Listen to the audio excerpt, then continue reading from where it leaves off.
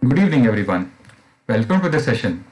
Today we are going to discuss the solutions for the second TNQT mock test provided by Ethnus. Please provide me a confirmation whether I am audible or not in the chat section. So I hope I am audible. Can I get a confirmation, please?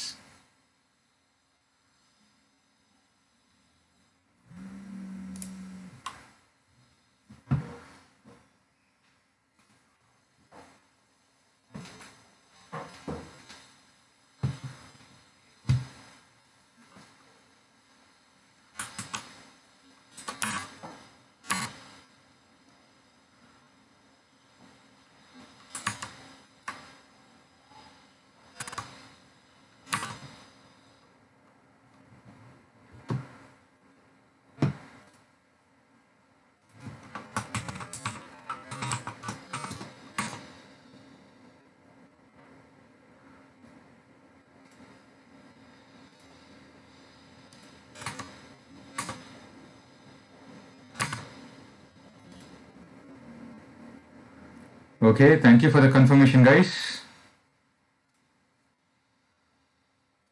So yeah, let's begin the session.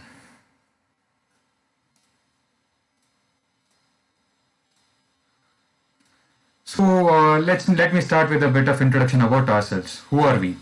Ethnus. Ethnus is an edtech company based in Bangalore, and we have been training students to realize their dream of getting their first job. And we've been doing it successfully for the past 14 years. Apart from this, we also train individuals in multiple technologies like AWS, Java, Web Essentials, which help them to grow professionally. For more information, please log on to our website www.codemithra.com. Alright, www.codemithra.com. You can find more details about our offerings. Right?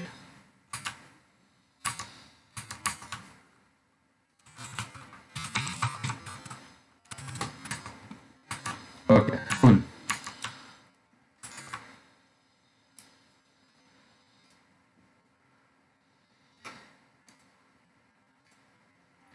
So a bit about myself. My name is Prashant and I am a software engineer here at Ethnus. I develop full stack applications at Ethnus and today I am going to be your trainer. And you've been, you've already known what's EGP, and today let me tell a bit about EGP. EGP is in short for Ethnus Guidance Program. It's a 2-week program to help you prepare for TCS NQT. In this program, we have provided practice materials and mock tests for your practice and preparation. In today's session, we are going to have a look at the different types of technical questions along with their solutions. So let's begin. So before we begin, for all the updates regarding TNQT and similar exams and to get assistance in your first jobs, please join the Telegram channel by following the link. Alright, this link will be posted in the chat section. You can follow this link, or you can go to the Telegram and search for Ethnus Codemithra. Ethnus space Codemithra. Alright.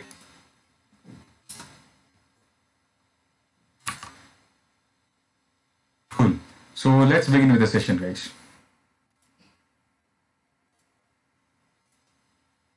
So we have already had sessions with regards to the aptitude part. So this year TNQT consists of 2 parts. The first one is the aptitude and second part is the technical. So today we are going to discuss the technical aspects of TNQT. Technical section of TNQT consists of 2 subsections, that is programming logic and coding. So we'll begin with the programming logic. Here you can see there are some details with regards to the programming logic. The type of the test is adaptive. That means the difficulty of that test would be based upon your performance in the previous questions, right? And this difficulty is generally going to be medium to high when compared to the aptitude section, and the time duration is 15 minutes for 10 MCQs, right? 15 minutes for 10 MCQs. So I recommend you to use your time judiciously, and since the technical section and the coding sections are bar raisers, you have to perform well here, guys. And let's discuss about the topics to be familiar with. So you can see there are 4 subjects, that is C language, data structures, object oriented programming and SDLC. right? So in C language, you have to be good with the basics. And everybody says this, but in C, you have to be very, very good with the basics. That includes data types, variables, and all until the memory allocation using malloc, calloc, and all those things. Data structures. When it comes to data structures, you have to be familiar with the basic knowledge of all the data structures. And it includes the general input output also. And the data structures include stacks, queues, and all until dynamic programming, graphs, trees, etc. And the last two parts, you might be asked a few questions with regards to object-oriented programming also. This object-oriented programming can be very generic. It might be a basics of object-oriented programming and object-oriented programming with respect to C++ and Java, etc., etc. So, and the last subject is SDLC. SDLC is not so important when considering C language or data structures, but nevertheless you can expect one or two very, very basic questions from SDLC, right? And let us discuss on how to ace the programming logic. By now you guys would already been prepared to crack the TCS examinations, but these pointers will help you in the last minute preparation, all right? So make sure you're good in the basics of computer science, all right? Basics of computer science and the subjects of computer science you have to be very, very familiar with. And that includes the basic concepts of bits, operators, powers of 2, etc. And you have to be familiar with the libraries that the C language use, basically the math.h, stdio, and all those other basics, all right?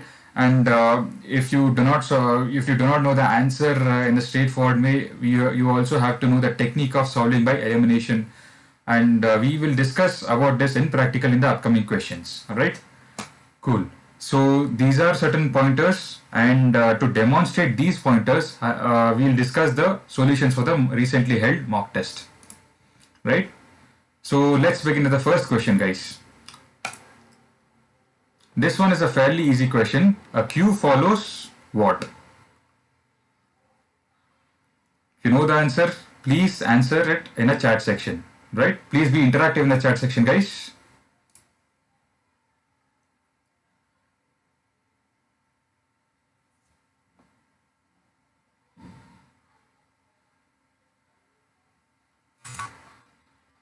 All right, I can see a few answers.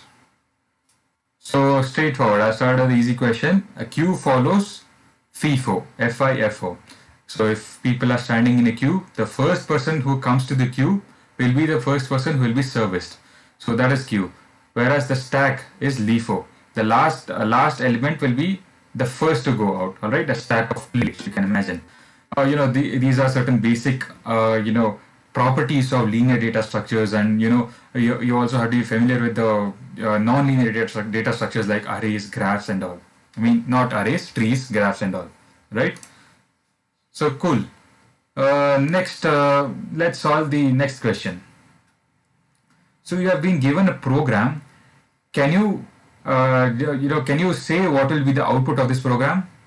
There is a simple function, main function over here, and we are printing a string, all right? This foo. Can you take a guess, guys, what would be the correct answer for this?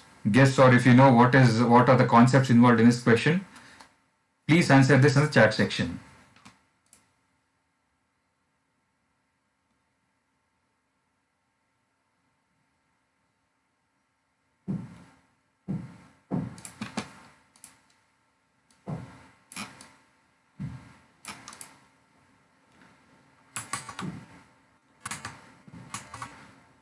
All right, I can get some answers, but nevertheless, we'll discuss the solutions.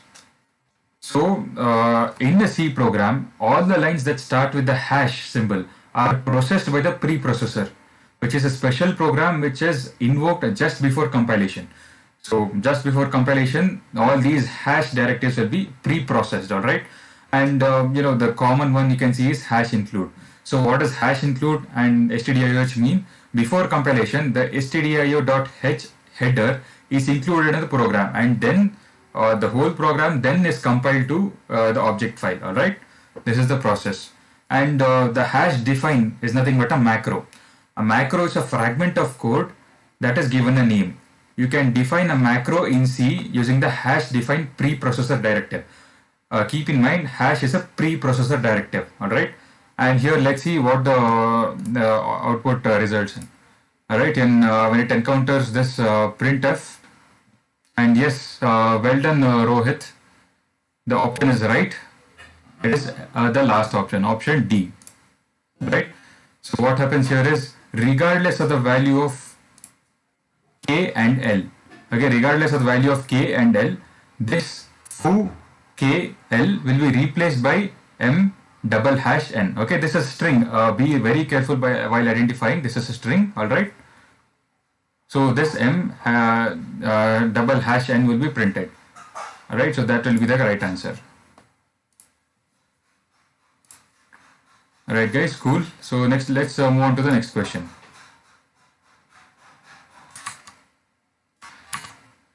So which of the following is not a technique to avoid a collision in a hash table?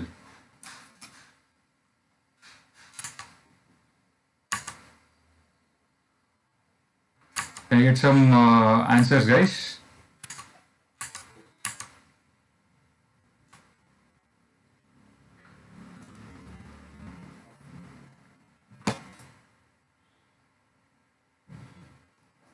Okay, so I'm not getting any answers. So, okay, let's wait for a few seconds.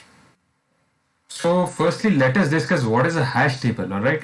A hash table is a type of a data structure that stores key value pairs, all right? The key is sent to a hash function which performs arithmetic operations on it, all right? The result is actually called a hash value, is the index of the key value pair in the hash table, all right? So we have discussed what is a hash table, all right? So yeah, hash table, basically what it does is there'll be a key value pair, and those key value pair will be mapped to, the key would be, sent to a hash function, and that hash function would be, outputting a hash, and based on that hash, the value would be stored, all right? And there are various methods, to handle collisions. There is something known as a collision. That means if, say, value 1 and a key value pair 1 and a key value pair 2, they map to a same location in the hash table, then that is called a collision. And out of the three main methods to handle collisions are separate chaining, open addressing, and resizing the hash table. So the resizing the hash table is like pretty much self-explanatory. It'll just resize the hash table so that more and more keys can be accommodated. And separate chaining is nothing but what you do is if there is a collision at one single point, you convert that one single key value pair to a linked list. So at one single thing can have multiple nodes attached to it. So that is known as separate chaining, right? And here if we look at the options, the first option is make the hash function appear random. Second is the chaining method. Yes, chaining method is a valid technique. And the third one is use uniform hashing. And the fourth method is increasing the hash table size, right? So, make the hash function appear random. It is not. We discussed the three methods, and this is not right option. We know about that. Chaining method, yes. Use uniform hashing. Yes, if you choose a good hash function, then the problem of collisions can be avoided. Increasing the size of hash table, yes. So B, C, D are right techniques, but make the hash function appear random, it doesn't make any sense. So that is the reason option A is the right answer for this, right? So option A is the right answer. We'll be moving on the next question. So in a nutshell, what we have done here is we have A and B now. We have processed all these expressions, and then this is our stack. And whenever we encounter the closing parenthesis, you have to pop all the elements out of the stack and you have to print it out. All right, you have to print it out. All right, until you encounter the matching parenthesis. So this, between this and this, there is only plus. So pop this plus and print it out, AB plus. All right, and then what we have to do is, let me get an eraser. So now the stack is empty, and then you encounter a star symbol, right? So this star symbol, you have to push it inside the most of you have told the answer as B, guys. So let's work it out. And you have star inside this, and then what you do is you encounter opening parenthesis, we'll push it inside the stack, all right? And then you encounter C, we'll print it out, and then we'll encounter star. Star, what we do is we push it inside the stack, basically because of the precedence, all right? And then what we encounter is D. Until now, all the options seem likely, but let's see, let's work out any further. C, D. And then you encounter a minus symbol. So what happens is this minus symbol, the precedence of star is higher than the minus symbol. So what you do is you pop out of the stack, all right? You pop out and print it. Print the star from here and pop it out, all right? And then you push the existing minus symbol, okay? And now, this option can be eliminated safely. And then after this minus, what happens is E comes. E will print it out as it is, all right?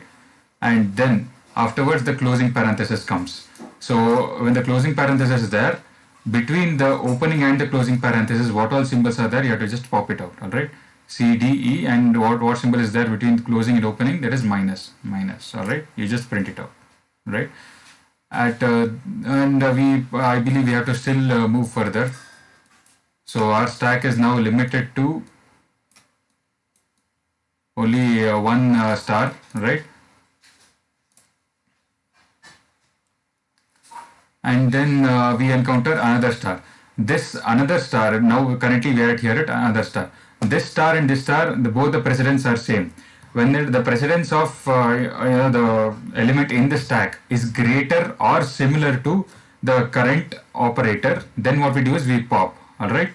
Then they will pop it out, and this star will become here. We'll push this one became here, and this star would go into the this one. This star would go into the stack, all right? And here, what you can say is this is enough. We'll stop here, and we can on seeing this expression, we can see this see that this expression matches C. So that is the reason C is the right answer, all right? Other options won't match C. So C is the right answer. Yeah, a few people, Sriram, well done, and Isha, well done. You have given the answer as C. So great, guys. So C is the right answer. Okay. Good job, guys. You guys are, you have prepared well. I can see that most of you are giving the right answers for most of the questions. And here is another snippet. You can expect a lot of snippet-based questions for this TNQT. And here you have one more snippet. And what is the functionality of the given piece of code? And select the most appropriate. Yeah, this question doesn't have much details, but you have to be smart enough to decipher what's happening over here. Based on this, can you give me an answer, guys?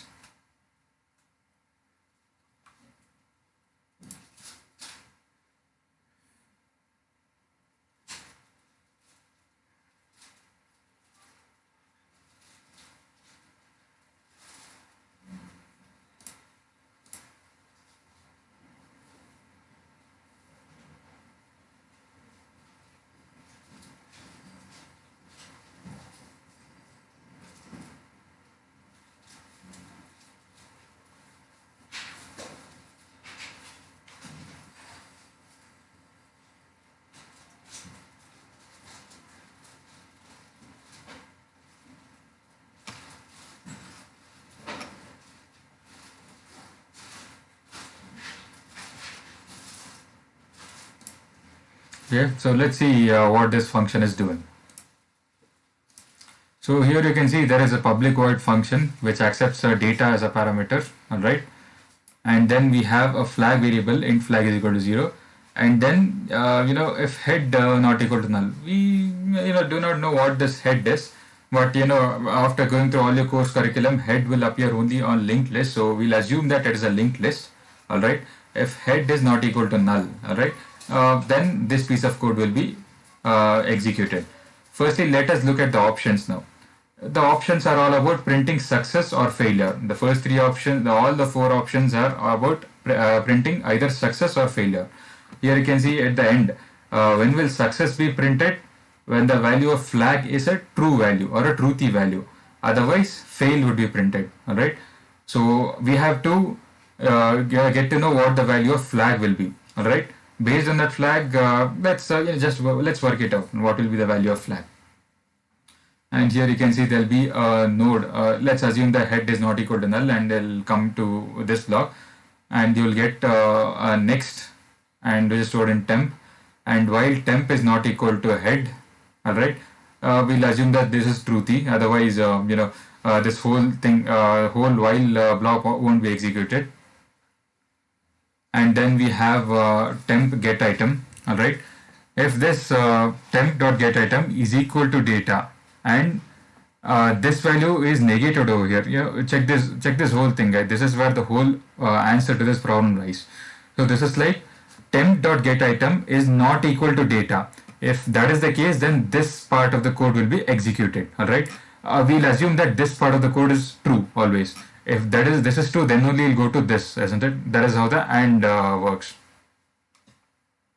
All right. So assuming that this is true, this is false. Assume that the get item is not equal to data. Then flag will be 1, and here it will be printed success because here a break statement is here, right? If the get item is equal to data, then it will be failed, the reverse case. So that is the reason the answer would be A for this. All right. So if you carefully look at the code, you can get the solution. If the current item is not equal to data, all right, if the particular element is not found, then the flag will be set and success will be printed. If the particular element is found, then this while loop will not be executed and the flag won't be set. The flag will be 0 itself. So that is the reason fail will be executed. So based on those things, the answer would be A. A would be the right answer. If you have given the answer, but unfortunately it is not right. A is the right answer. So this is the sorts of question you can expect from the programming section. It might be some questions might be pretty easy and some question might be pretty difficult. But you must be able to solve these sorts of difficult questions. All right. So let's move on to the next question. So this is a fairly easy question. Which of these is a correct way of calling a constructor having no parameters of superclass A by subclass B? Right? So you have to call a constructor of a superclass without any parameters, which doesn't have any parameters. So what is the right way of doing it? For all of you who have practiced OOPs using C++ and Java, this might be a straightforward one. Okay.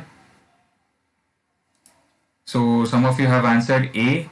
There is one more option that looks exactly similar like A, but only one of them is right. Can you take another guess, guys?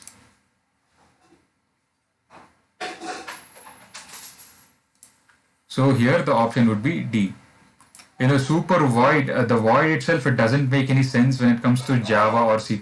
So, first of all, the super keyword only is with respect to the Java programming language, and this is the way how you call the constructor of the superclass, all right? And it doesn't have any parameters. They have said that no parameters, all right? So because of that, option D is the right answer. What will be the output of the following C code? So there is a C code given right here. What will be the output? Can you take a guess of what will be the output? So you have to remember these modifiers in C, guys. So static, auto, register, and all these are modifiers. You have to know about these concepts. And here you can see there is a function M which is being called twice. So what is the answer? Function. So let's assume that there was a function M, all right, and there was a variable. All right, so there was a variable called int A, which is initialized to some value. And what you do here is int A is equal to 6, all right. In this case, what happens is if you call M for the first time, the value of A would be 5, all right. And if you call the m the next time, and then the value will be set to 5 and a will be reinitialized to 6, all right? It will be reassigned to 6. And when you call m the next time, this value of a equal to 6 won't be there. Everything will be happening from the beginning, all right? The function will be popped off the call stack and a will be equal to 5 itself. This is what happens in a general case. But here you can see there is a thing called static keyword. So by definition, what does static do is that any variable which is static will be, the value of the variable will be persisting between function calls, all right? The first time when you call m, what happens is the static int x is equal to 5 and x plus plus and 6 would be printed. And the second time when you call m, the value of x won't be reinitialized to 5 because there is a static keyword, all right?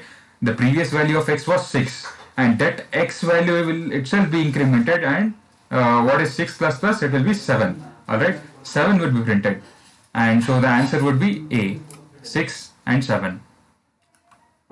So there are static variables and static functions. You have to be familiar with these things. Static functions are nothing but if the function is declared as static, then it won't be we won't be able to call the function outside of its file, right? Well done, Rohit. Sorry, Rohit, you actually didn't get the, you weren't aware of the keyword static, I guess, but never mind. Here is what static does, all right? The option is A. Let's move on to the next question. Here is one more modifier, register. A simple function, register int x and print %dx. So what would be the output of this?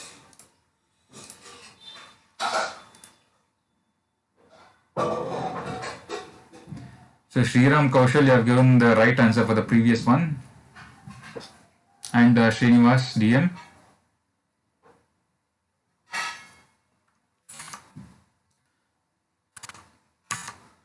So yes, if you have given the answer, so the option would be B, junk. All right. So and see, you guys should remember, guys, any variable that is uninitialized, all right, will have the value of will have a junk value. All right. This register is not a special thing. It just indicates that the compiler, if possible, can allocate this value in the register. All right. Register variables tell the compiler to store the variable in the CPU registered instead of memory. It's just a request. It won't be guaranteed that it will happen, but it's just a request to the compiler to store it inside the CPU register, right? Then you cannot use pointers and everything for this.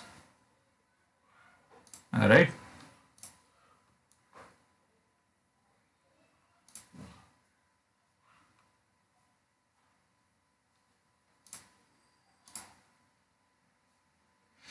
Cool, guys. So let's move on to the next question.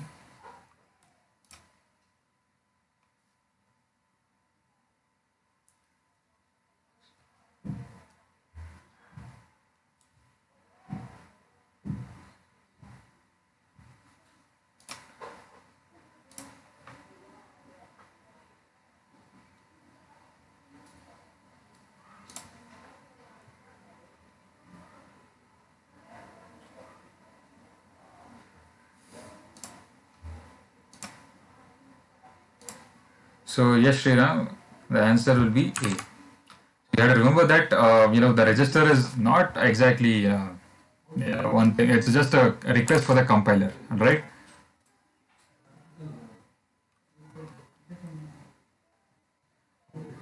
So guys, can you tell me what are different types of modifiers? One is register, and you guys know about auto. Even the thing about auto might be asked.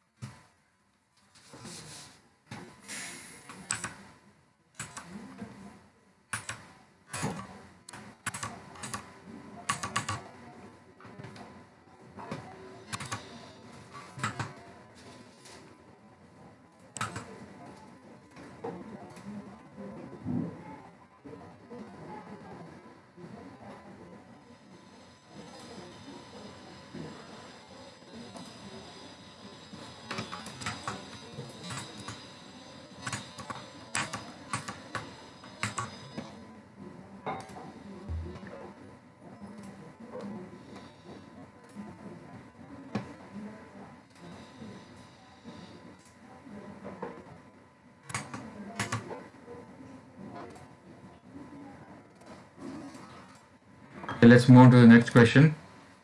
Which of the following cannot be static in C? Variables, functions, structures, and none of the mentioned.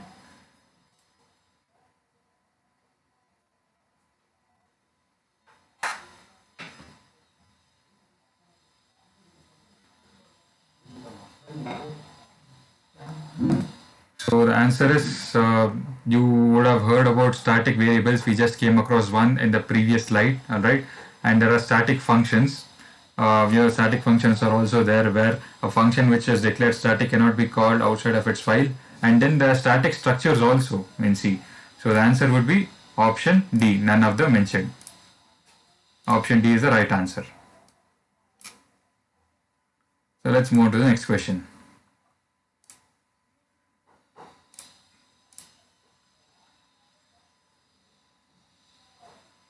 This was the previous question was a fairly easy one, but it's all about the knowledge. You have to have knowledge that so and so things happen in such a way in C.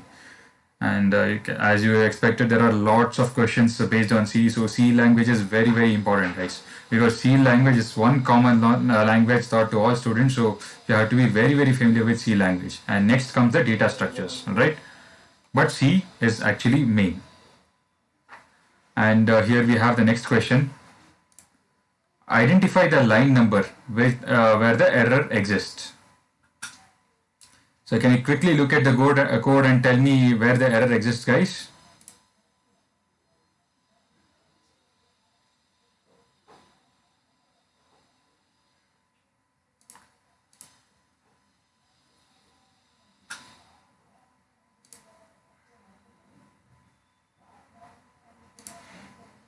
Okay. Rohit and Naga, I believe you have answered for the previous question D. Yeah, that is right. Well done, guys. And Sriram, good, well done. And here, where does the error exist, guys? So let us inspect the code. You have void main, this is standard. And here you have float a is equal to 100. Okay, it looks good. Line 5. And let us look at line 7. Option B is line 7. In line 7, you can say auto float a is equal to 250.14. This may seem right, but unfortunately, we have already declared a over here. Again, we cannot redeclare the same variable, instead. So this will throw an error. So this is not right. So option B is the right answer over here. Duplicate declaration. So that is the reason. Option B is the right answer.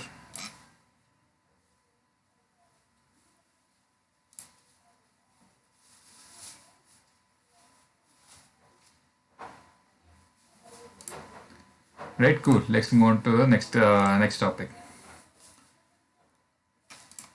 So guys, here we are coding, and I really insist on practicing the coding questions very hard, guys, because this is the bar raiser, right? The other sorts of questions may or may be related to your field, but coding, it takes you 45 minutes to crack the coding thing. 45 minutes is the time limit, but this is very, very important. And based on your coding, the marks of your coding will have a lot of impact on your ranking in TNQT. All right. And one thing you have to remember is coding is a non-adaptive type section, and the difficulty will be very high. As I told you, it's a bar raiser. That is the reason. And in 45 minutes, you have to solve 2 coding questions. One coding question will be allotted 30 minutes, and the other coding question will be allotted 15 minutes. All right. And I suggest you to solve the easy one first, or whichever you know that you will be able to solve. And here you can see the languages being supported are C, C++, Java, Python, and Perl. All right. Use whichever language that you are comfortable with, guys. All right. C, C++, Java, Python, Perl. You have 5 languages to choose with. I insist to choose whichever language you are comfortable with. And here are certain pointers on how to ace the coding questions. Make sure you are good in reading and comprehending the passages. Right, it will be the question would be very large, so you should be a good reader and a good comprehender, and you have to spend a few minutes in reading the questions. This is very important. All right, there will be a sample test cases given, so sample inputs and outputs given. So based on that, you can understand your problem even more further, and designing the algorithm is very important. You write the code once and then solve the program, guys, and you have to validate all the test cases. Like all the test cases should be validated, and then only you will be awarded full marks. Based on the number of test cases that have been passed, you will be awarded marks. Alright, so let's move on to the first question, guys.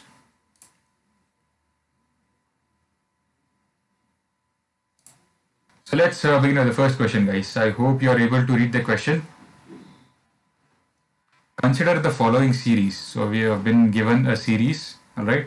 This series is a mixture of two series with all the odd terms in the series form even numbers, alright, in ascending order, and every even term is derived from the previous term using the formula x by 2. So they are saying all the odd terms in the series are even numbers and all the even terms are derived from the previous term using x by 2, alright. Write a program to find the nth terms in the series. And the value should be a positive integer such that it should be read from the standard input, and the value should be written to the standard output, the answer, right? Other than these values, nothing should be output into the standard output. Only the answer should be written to the standard output, but nothing else, alright? Here they have given an example for n is equal to 10. The 10th term in the series should be derived from the 9th term of the series, because the 10th term is an even term and it should be derived from the 9th term of the series. The 9th term is 8 because all the odd terms are even, alright. It will take some while to wrap your head around this problem, guys. So read the problem carefully. If you guys haven't understood the problem, read the problem once again. Then one go you won't get the problem for sure.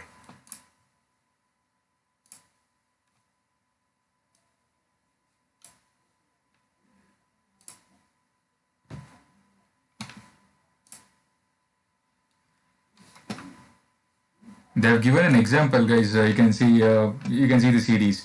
All the even terms 0, 2, 4. I'm sorry. All the odd terms 0, 2, 4, and everything are even, and all the even terms are derived from the previous value. All right, by 2. They have done by 2 on that. This is the question, and if you can see, these are the test cases. There are 2 test cases over here.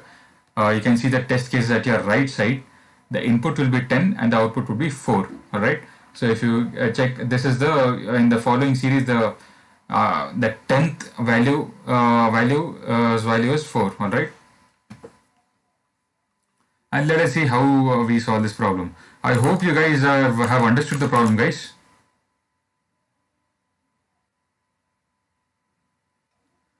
So if you haven't understood the problem, read the problem once more, guys, so that you can be very familiar while explaining the solution for this.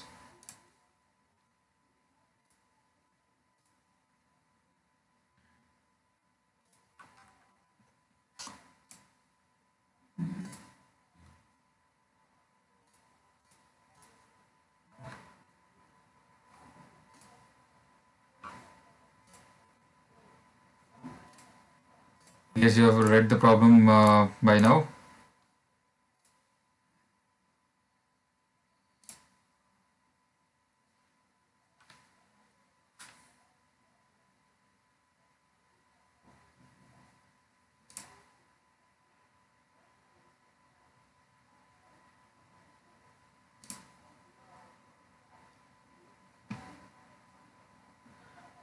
So let's move on to the problem, guys. So as you can see, this is the problem. The solution is written in C, and imagine that they'll give an input value, and you have to find out the what is the value of that series. All right, all the even terms will be derived from the previous term, and all the odd terms will be even, right? So based on that, we'll derive an algorithm. You can see this is the code right here.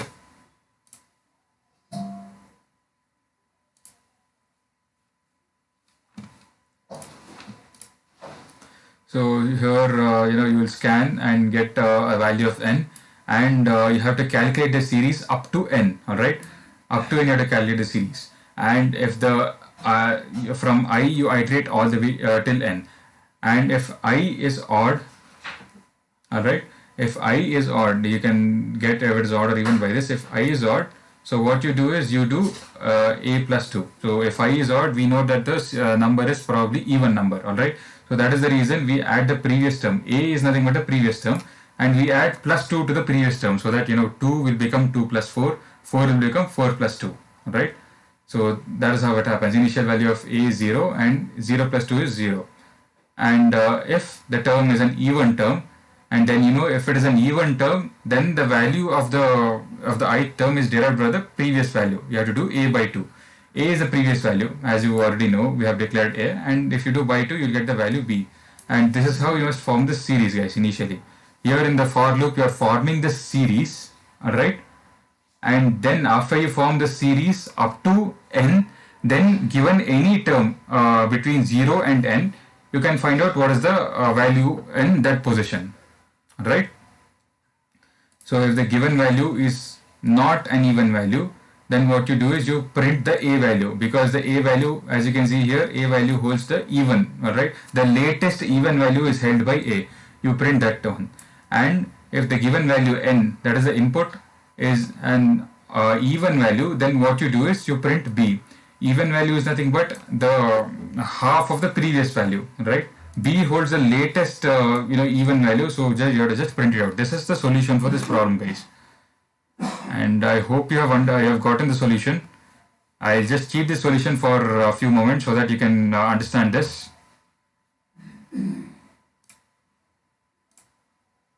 So this is the solution for the programming problem, guys. I hope this code, you have understood the code right now. This the whole thing, how the problem is written is like pretty confusing. This is how the problem will be very confusing. You have to read the problem twice or thrice, and then you have to devise a solution, alright? So a simple series, they have given a series in which all the odd terms will be 0. All the odd terms, like the 0th position and the first position and the third position on 5th position will be even, and all the other things would be derived by the previous by halving the previous term. So that is it. It's all about reading the question. Once if you read the question, you can decipher a solution very easily. So let's move on to the next question, guys.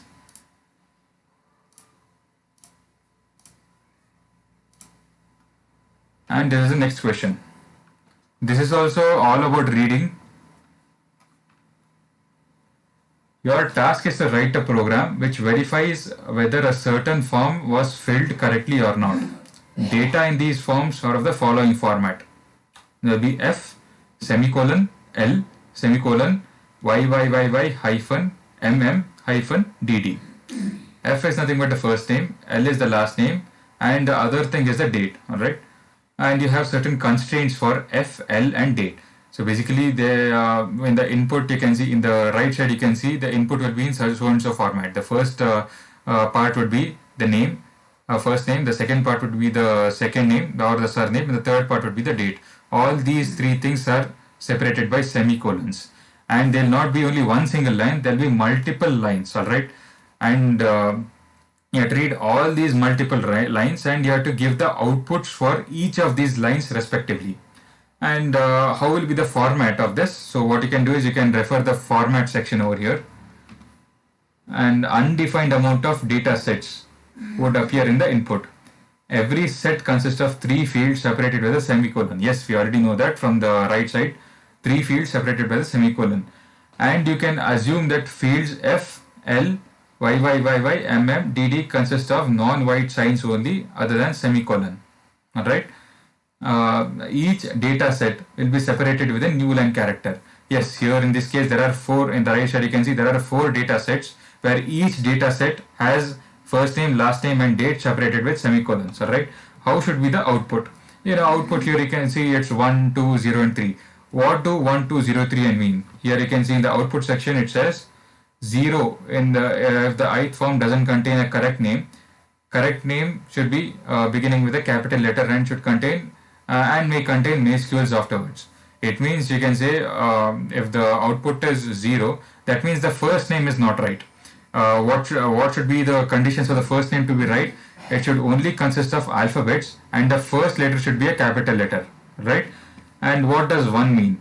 1 means the correct name is there, okay, the correct first name is there, but the surname is not correct. And even the correct surname should begin with a capital letter and may contain minuscules afterwards. Minuscules means small letters, okay? Even the surname, the first name and surname have similar rules. It should begin with the capital letters and everything should be alphabets only. Alright?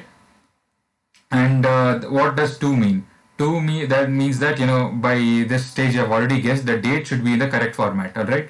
And YYYY should be in the range of 1900 to 2000, alright? This should be the range of YYYY, and M should range between 1 and 12, and the date should range between 1 and 31. So this should be the validation for the date, the third part of the data set. And if errors are there, you have to print either 0, 1 and 2. 0 means error in the first name, 1 means error in the last name, and 2 means error in the date. And if no error is there, you print 3. This is all about it. Let me open up the code right now.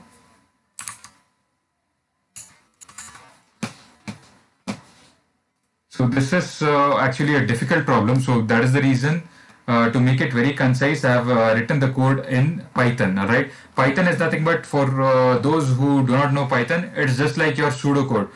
In the first year you would have written lots of pseudocode, and you would be knowing what is a pseudocode at this stage. So this is nothing but a pseudocode. Alright, so our program would be beginning from here. Alright, this is where our program starts.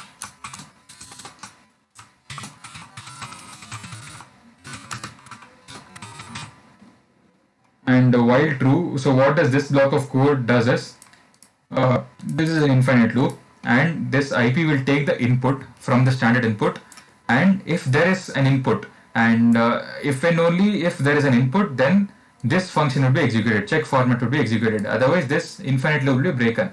This means it will read the lines one by one and send each lines individually to this check format function, right? So what is this check format? Here you can see this is a check format function. So initially in Python it is very easy to split, guys. In C what you have to do is you have to use a string library, and based on that you have to split the whole length. Like if you get one line, those line will consist of first name, last name and date separated with semicolons.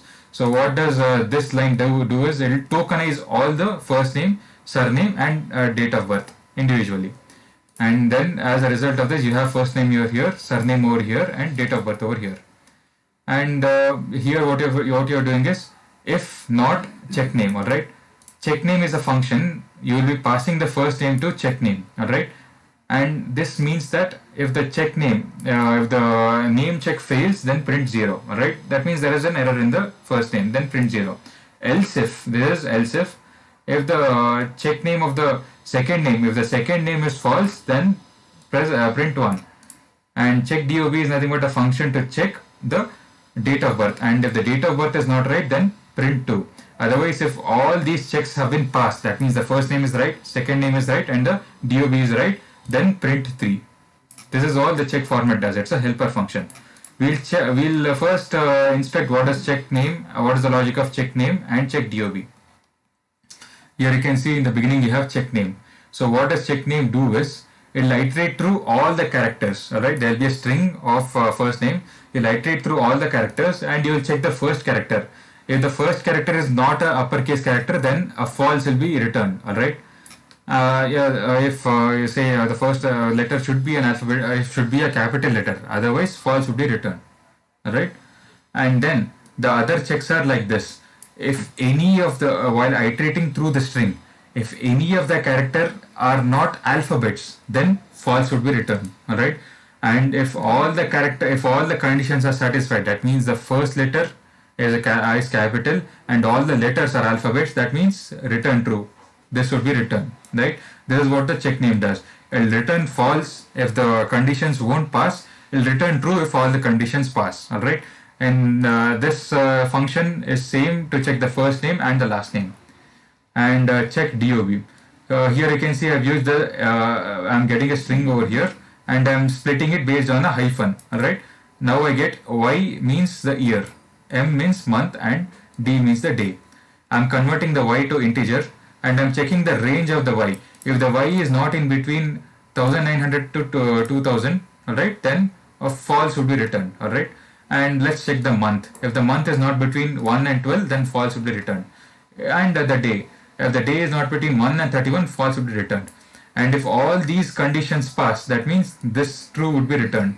That is how it happens. The first name would be checked, and in case this passes, and this condition would be checked for, and if this condition would be checked, then the date of birth would be checked, and this is also true, means that means the 3 would be printed. All right. So this is how the whole thing works.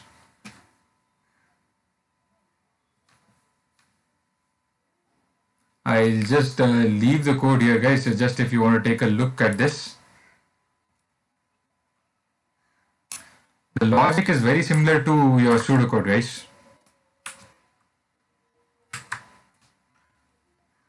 Python is very readable, and that is the advantage, and all these things can be completed in a few lines. In C or C++, this would take a lot of lines of code.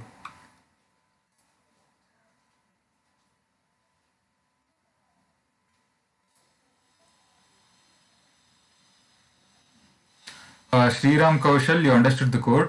No, you need not check for the complexity of the code. Here, the thing is, all the test cases should be passed. If you are into competitive programming or all sorts, you have to, get the most optimal solution. But in this case, you need not check for the complexity, and there is basically, you can do very little optimizations and get away with that, because the test cases will be mostly easy and not the most difficult ones. So your goal should be passing lots and lots. You should pass all the test cases. All right, that should be your goal. For everyone, guys, you should pass all the test cases. That should be your final goal.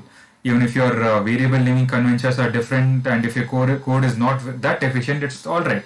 But pass all the test cases. Then only you'll be awarded full marks, and you'll be able to perform very well in TNQT if you pass all the test cases in the coding round. You can use this method also, and you can just directly use the link to join our Telegram channel.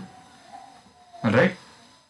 So, and with this, guys, I wish you all the best for your TNQT examinations. I thank you for being such a wonderful audience. Right? Do well. You have only a few days. Make sure you brush up all your basics at first, and make sure you keep in mind the importance of the coding section. Alright. And you can find us on Telegram, Facebook, YouTube and Instagram with those respective social media handles. You can also write to us if you have any feedbacks, or if you want to inquire with us with regards to any courses or any offerings by Ethnus. You can contact us via those phone numbers, or you can write to us at codemithra@ethnus.com. And this is Prashant signing off, guys. So thank you for being such a wonderful audience, and again, all the best. Do well, guys.